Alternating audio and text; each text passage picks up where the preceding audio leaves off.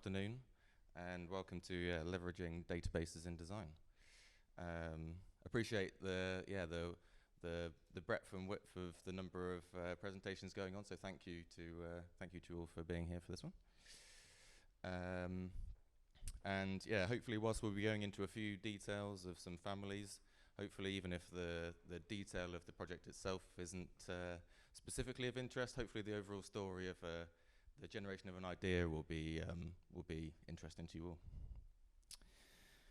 So I'm just going to start with actually something that I learned in one of the sessions yesterday, which was that yeah, apparently nowadays you shouldn't include a slide on introducing yourself, but that's something for me to update for next year. But yeah, so just to introduce myself, I'm James Bell, Associate Architect with Ridge & Partners in the Oxford office in the UK. I joined back in 2012, so I've been with Ridge for 10 years.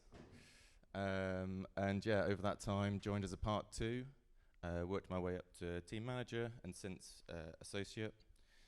And yeah, I think it's over the years, it's kind of the width and breadth of sort of the sectors and the projects that I've worked on across Formula One, automotive engineering, a lot of technical projects, MOD, and also an education project in there as well. But yeah, it's really my interest in innovation, increasing productivity through tools and workflows, and then kind of dissemination of that information, whether that's through my team, through the discipline, or coming to events like this. So just to briefly talk a bit about Ridge. So as I said, in the time that I've been there, when I started back in 2012, architecture was a team of 12 or so, and now the team is over 100. And I'd say that growth has been consistent across the business on the whole. And so whilst that means there's great amount of diversity and interest in the business, we've obviously had come across a number of challenges with growth, and we're still working through a number of the formalities and creating some of those rules that people were talking about earlier. So we're a multidisciplinary practice. I'm in architecture, but yeah, we also have a number of other services. So yeah, and we really see that as one of our key selling points to clients, that all services under one roof. So whilst I mentioned the sectors that I've largely worked in, we do cover a number of other sectors as well, and of varying scale. So one of the last projects I was working on was actually a gigafactory in the UK, but we work also down to smaller projects. So the one you see there is actually a Porter's Lodge at Oxford University. So varying sectors and scale of project. So the topic today, leveraging databases through design. I'll start off by just talking through, I suppose, the challenge that was posed, a new project through the door, where we were as a business, why we needed to develop new tools or new workflows to be able to meet the challenge. The development of the idea. So it wasn't, not to give the game away, but it wasn't just a kind of one light bulb moment. Kind of came about from a number of conversations, and then into I've got kind of a case study to look through as well. So new project comes through the door. This was actually back in 2020, and as we'll all know, that was a challenging year for everyone. New workflows, new ways of working, all coming into place. But yeah, this new project comes through the door, and it's a foundry. And yeah, I've never worked on a foundry project before, so it was new to a number of the people on the team. And it is exactly as you see there, in terms of I imagine what everyone will imagine from a foundry: metal melting, pouring into casts. But then also the follow-on process is the milling, the refining of the products before they're shaped into the products that go out the door and enter into the market as products that we all know. And it was actually from one of the client requirements from accommodation and equipment database. So it was the client required that from us as a deliverable. And it was actually from that requirement that we kind of thought, how can we use this as an opportunity? If we've got to work to provide this database, surely there's something we can gain from this. So that was it. That's the database. Lots of lines of information. It contained several thousand pieces of equipment that would ultimately be the pieces of equipment in the casting lines.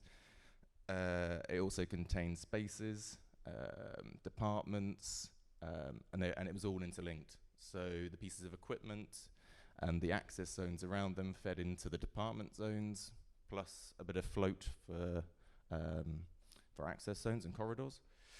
And then all the pieces of equipment also had all the MEP information in there. So it was a really kind of really valuable database of information. So it was kind of how can we use that? And this is where we were. So yeah, we'd modeled pieces of equipment previously in projects, perhaps sometimes more a bit more detailed than that. But even so, even if we did model them more detailed, when it got to the next project, they weren't usable, they weren't reusable.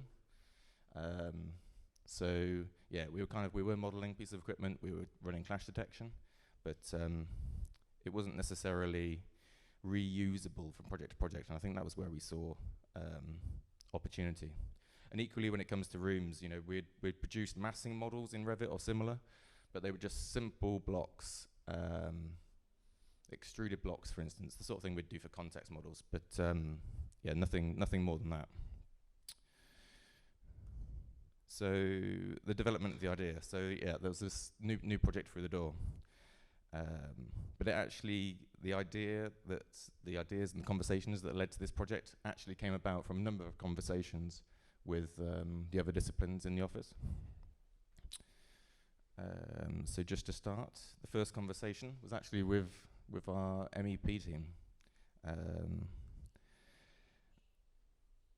And so here, again, I suppose where we saw the opportunity here with pieces of equipment, and it was more in early stage design where we saw the opportunity with this database.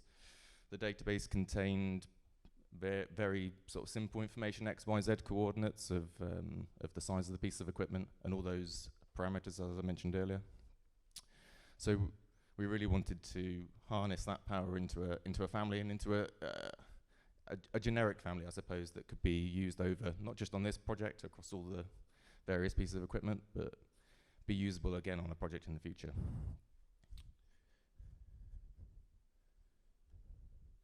So this is where we developed this just very simple family, a parametric family that as and when we push the information across from the database, the family would update in terms of its size, and then an access zone around that, so that not only could we prove to the client that we knew that the piece of equipment would be maintainable, but access zones and such for installation and maintenance were all there in the model.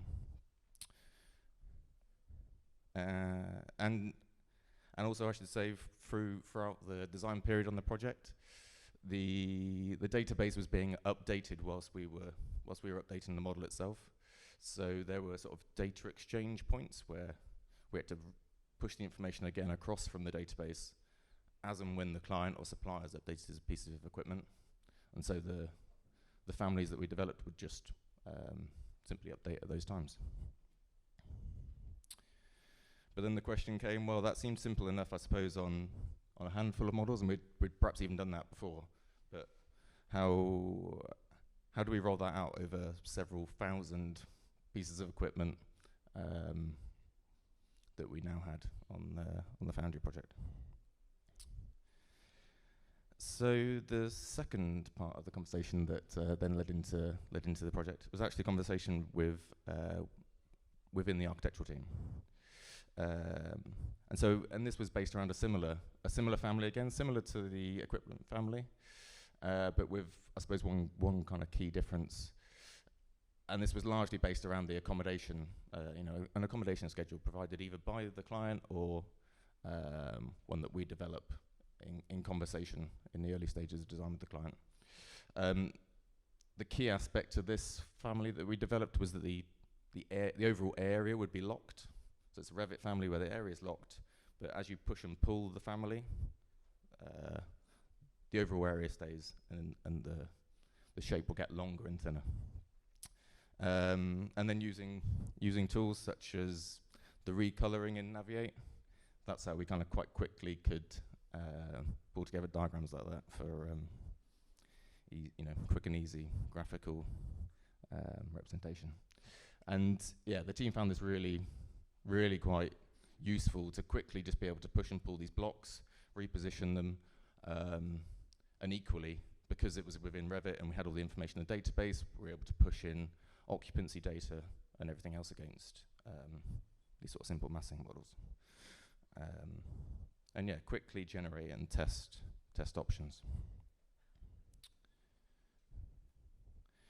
And then the third part is actually a joint conversation, I should say, between myself, the building surveyor team, and the geospatial team. And this was born out of a new project that the building surveyors had into the office, and this was a project, the Oxford Town Hall Museum. The building surveyor team acquired this project. It was for a 30-year condition survey and schedule of works. So to start off the project, our geospatial team went in, scanned the building, and produced a nice detailed model. And then following that, our building surveyor team went around with a set of iPads, taking notes, photos of all the anticipated items over 30 years of upkeep to the building. And they came up with 30,000 line items of things to upkeep on the building over 30 years. So again, this is where, as Tal suggested, working with large data came into it. And it was actually for our geospatial team that they developed this, again, simple family, this 3D totem that you could apply, well, you could attach to any element in the model, and they could then push these lines of data for any items of work that needed doing onto the totem itself. So in 3D, it was visible to the client or anyone else that was navigating the model. And in 2D, you'd see it as a simple symbol. And I think from this, we definitely learnt that when you're working with large amounts of data, databases, preparation is key. You need to know your cell information, your cell types, your Excel formulas, and suddenly your friends in finance or in the other end of the office are soon your best friends, learning Excel formulas from them. But yeah, so working with large amounts of data, and this was very much the sort of instrumental part to the families that we created previously talked through, and yeah, kind of the linchpin between the database, lines of information, and getting that workflow to pushing it into Revit. And even with the kind of the process and workflow that was developed here, the 30,000 line items of work on this project took over 24 hours of computing time to push that into Revit with an automated tool. So we dread to think how long that would have taken if that was one person's full-time job. That would not have been fun. But certainly, yeah, preparation is key. Probably 95% or more is in sorting out the database. Pressing go on the import is the easy part. But yeah, you probably want to do a test before you set it going for 24 hours. So then onto the Foundry project itself. So yeah, as I said, the project came about in 2020. It was a challenging time in itself that year. And having said that, there was this new project, new Foundry that people were getting used to. The site itself was over in China. which of course made it challenging to even get to the site. We were lucky in that the surveys and some of the team were able to get over in the early part of 2020, so prior to any lockdown. But having said that, even the UK-based design team were based in multiple offices across the UK, and then we actually had a foundry specialist who was based in Italy. So it was interesting times to get to grips with working on teams, and yeah, we can all appreciate sort of the challenges that there were. So yeah, just to recap on the kind of, so the key, it was ultimately these three key families, very simple, room family, parametric, area locked, and we could apply all the kind of room data sheet parameters to those simple 3D blocks. The process tag, again, simple 3D totem in that could be visible in the model, 2D symbol in 2D. Useful for kind of a multifunctional tool. And then the equipment family, again, very similar to the room family. It's got an access zone around it and not area locked, so it could be ultimately driven by the XYZ coordinates in the database. And appreciating they are just very simple blocks, and that's kind of what was important about it, really. You know, later on in the project, you'll get suppliers information, detailed models. This is all about early stage design, and the ability to sort of agile and quickly get that information from the client or other designers, quickly get it into the model, get it viewable so that people can kind of quickly comprehend what we've got.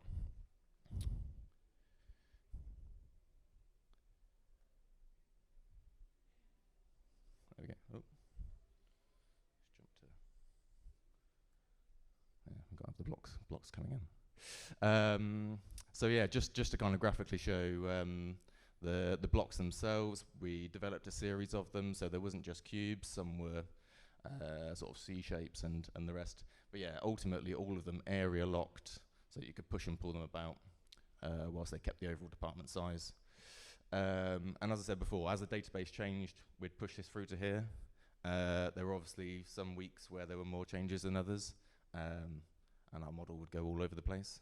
But a bit of quick mopping up, and again, recoloring using Navigate. Always looks good. And then process, and this was actually something quite key that the client fed into the database. So the client had developed a several hundred step process, all the way from literally phone call from a client for they needed a new piece of equipment, manufacturing, all the way to finished product going out the door. And we mapped out and modeled all of these based on the little totems that we had.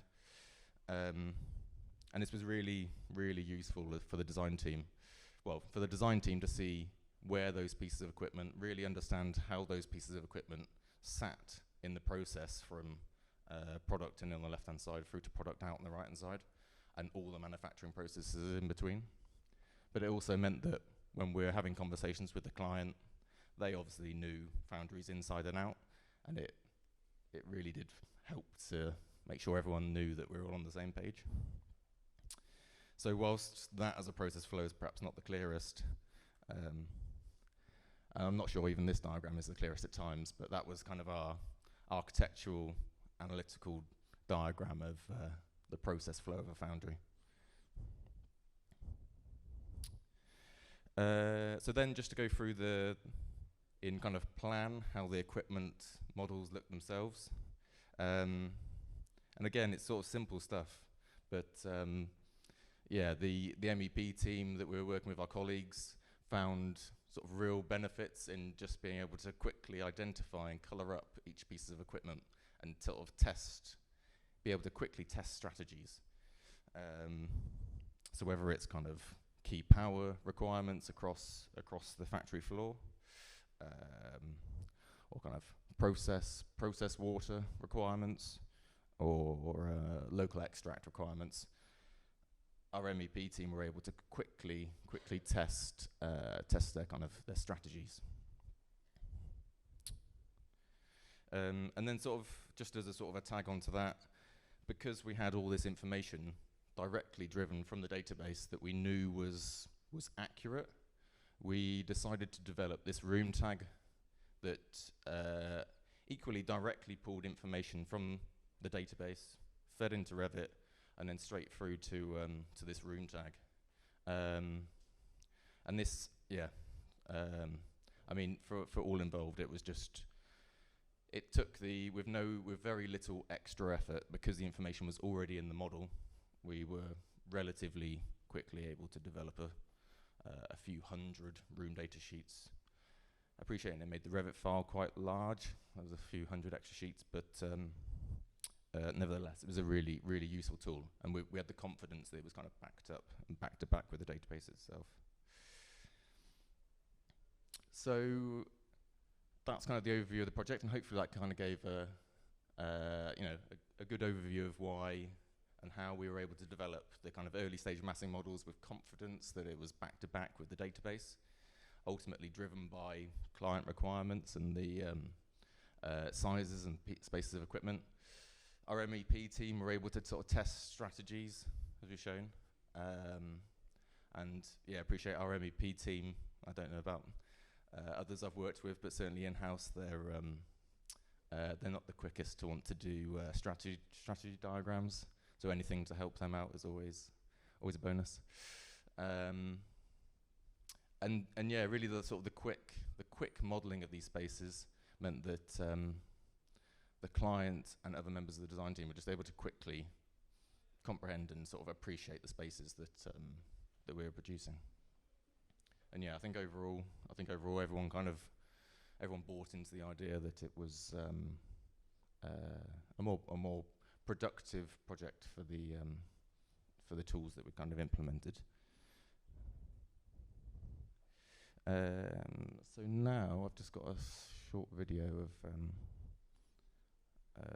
the project itself.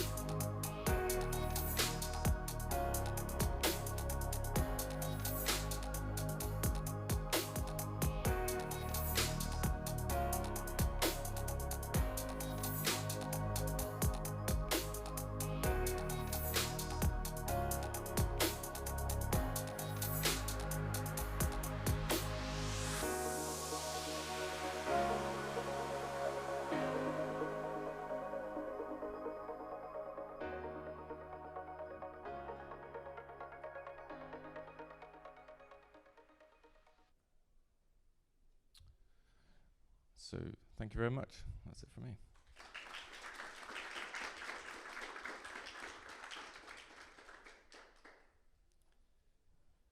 I don't know if there's any questions in the room or.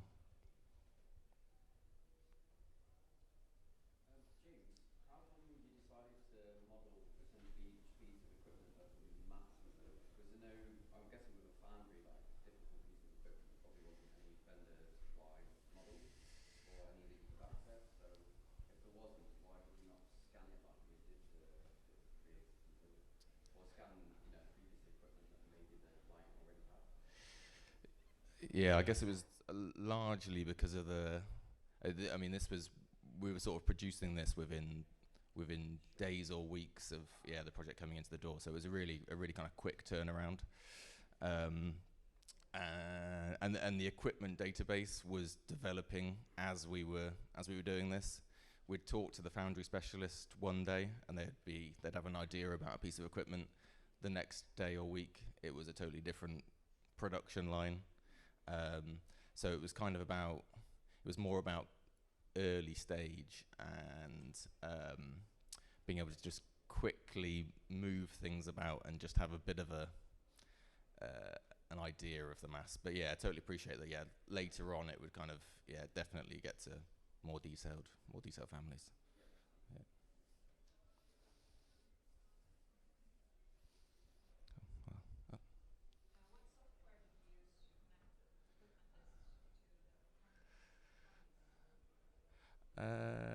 Well, the actual kind of link between the database and Revit. So in that particular instance, we used a DI roots tool, just like a simple Excel link.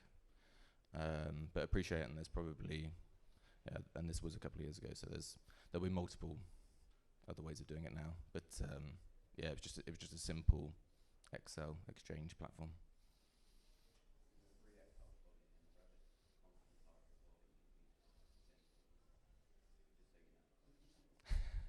Well, yeah, not that I'm plugging DI roots, but that is also free, isn't it? Where do you see potential areas to this methodology other than factories or logistics? Yeah, I mean, I suppose of what I'm involved in, it is a lot of the advanced manufacturing. We work with Formula One teams as well. So from my perspective, I mean, even the simple massing models, we've taken it forward onto other projects just because the families are easily adaptable and sort of lightweight, and we can quickly get them in there. We've used it then to track them and track pieces of equipment along corridors, make sure that a piece, all too often, we do find that pieces of equipment can't actually be installed in rooms because doorways are too narrow, corridors are too thin. So yeah, we've used this across other projects just to kind of track and make sure actual pieces of equipment can get to spaces where they need to get to. But yeah, no, appreciate it. I feel like there's there's potentially a lot of opportunities to use them because they're just quite generic, simple models, really.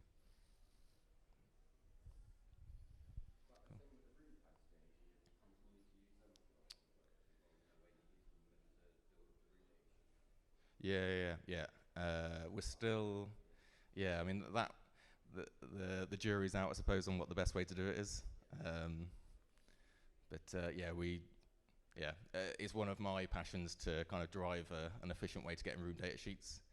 Anyone that I talk to, if I can get a minute to talk to them about how to do room data sheets in an efficient way, I'll keep you talking for hours about it. All right, thank you very much.